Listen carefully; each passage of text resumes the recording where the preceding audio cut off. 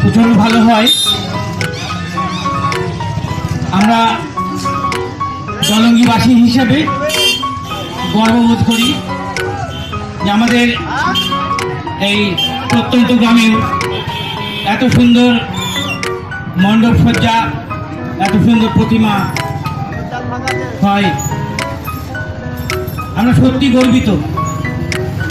আমরা কজন কমিটির সকল সদস্য ও সদস্যগণকে আমাদের পক্ষ থেকে শুভ দীপাবলির প্রীতি ও শুভেচ্ছা।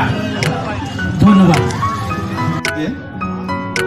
এই পুজোর প্যান্ডেলটা আজ থেকে 27 বছর আগে থেকে আমাদের শুরু হয়েছিল।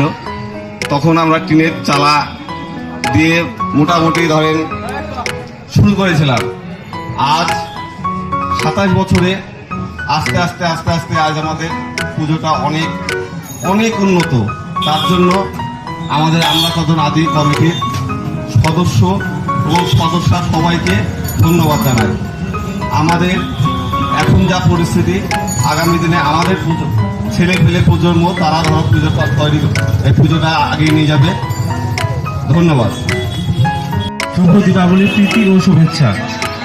একটু আগেই আমাদের সিনিয়র সদস্য রবীন্দ্রনাথ হালদার বললেন যে তারা এই পুজোটা 27 বছর ধরে কীভাবে এগিয়ে নিয়ে চলেছেন।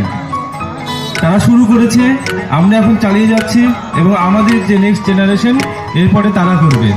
এইভাবেই পুজো হবে।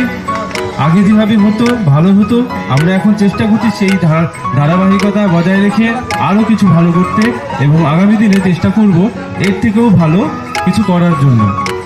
সেজন্যই এবারে আমাদের নতুন একটা গতবারের মতো অনুষ্ঠান তো হচ্ছেই, তার সঙ্গে এবারে নতুন উদ্যোগ আমাদের গরিব দুঃখীদের মধ্যে শীতবস্ত্র বিতরণ।